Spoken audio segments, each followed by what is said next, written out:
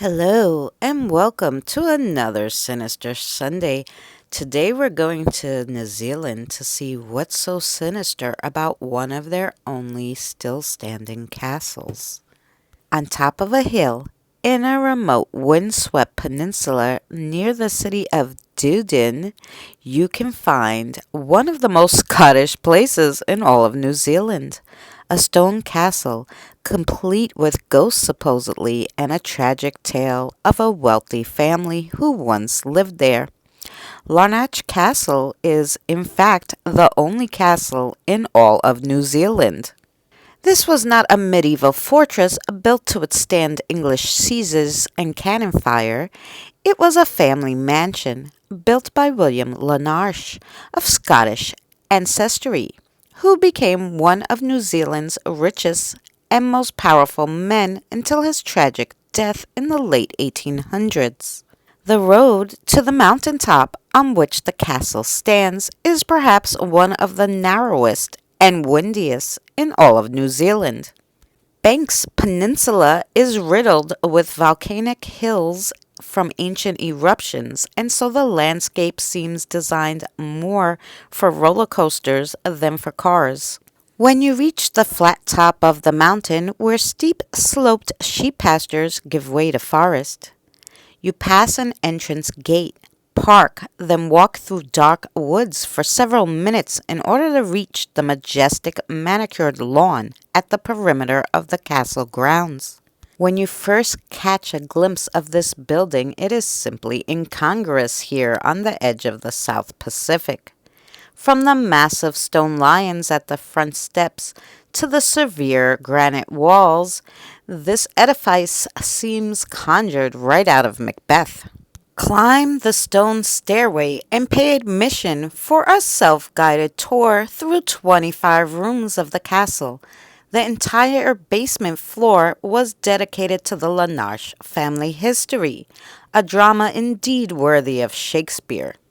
As a young man, William Larnach worked as a banker in Australia's gold fields. His first bank was a tent of strong boxes, made secure by his dogs and guns. Helped by his family connections, he moved to New Zealand to take on the position of a branch manager at the Bank of Otago in Dunedin before he was 30. Leveraging his ability to borrow from his own bank, William became a land speculator.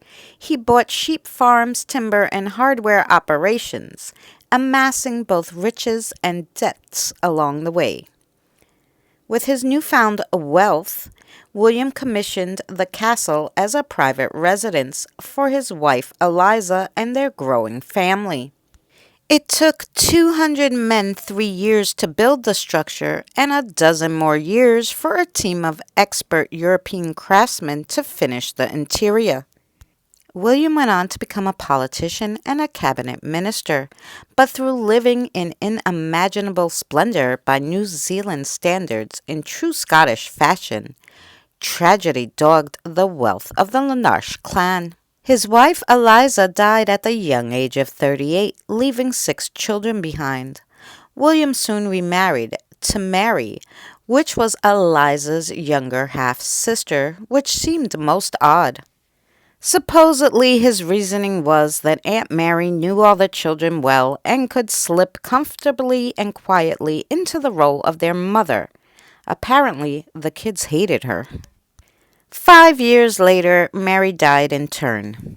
Just a little after that, William decided a 3,000 square foot ballroom was in order, which he started building for his daughter Kate on her 21st birthday as a present. Kate later died of typhoid at the age of 26 and is still said to haunt the ballroom today, so don't chalk those taps on your shoulder and whispers in your ear all up to imagination when you're in the ballroom. William then got married for a third time to a much younger woman named Constance. She, so the story goes, ended up having an affair with one of Larnach's now adult sons. Plagued by depression, William Larnach shot himself and died in his parliamentary offices in 1898. Larnach left most of his estate to Constance, but the will was contested by his children, who ultimately won in court. They sent the disposed third wife packing. Constance left the castle and never returned, living out her days in Wellington. She never remarried, and she did not end up with William's son. None of the family lived in the castle after that, but neither could they sell it. No one wanted to buy it. Who could afford it? Eventually it was taken over by the state. All the fine furniture and furnishings were sold at auction, and the place was stripped bare.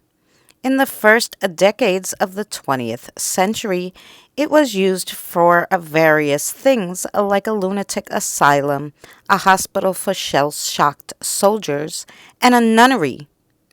For a time, Kate's ballroom was turned into a sheep-holding pen. The castle passed from owner to owner and at times sat abandoned. Only in the 1960s did the Baker family have a crazy vision to buy it, restore it, refurbish it, and turn it into a hotel and tourist attraction. The Baker family has been going strong now for 60 years in the castle. They don't seem to mind its haunted reputation either. It's said that William Larnach's ghost can be seen and felt. One guest claimed to be pushed by an invisible force 3 times. William's first wife, Eliza, is said to haunt the landing near her bedroom, where it's said that she died. Her wedding dress is also still in the house.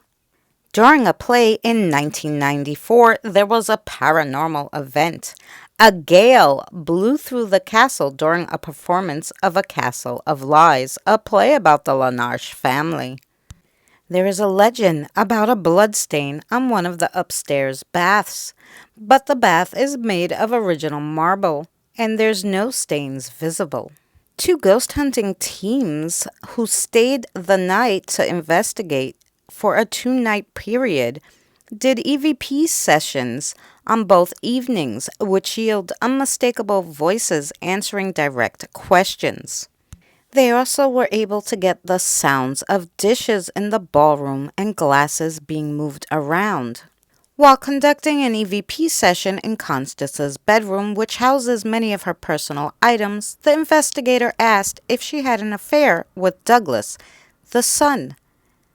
They didn't hear anything, but when they played the session back shortly after, a soft, whispery female voice can be heard saying, "I did not do it."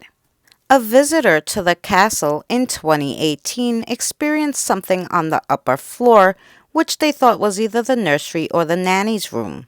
Walking up to his room, the air was fine, but as soon as he entered the room where he was staying, it was like he crossed an invisible barrier. The air was thick and heavy. He left the room and it was normal once again. Stepped back in the room and the thick air was evident again. It wasn't scary, but fascinating.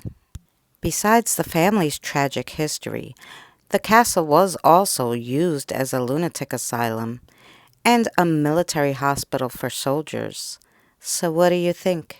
Is this place haunted? You let me know down in the comments. Thank you so much for joining us on another Sinister Sunday. We'll see you again next week. If you like this content, check out the Sinister Sunday playlist for more.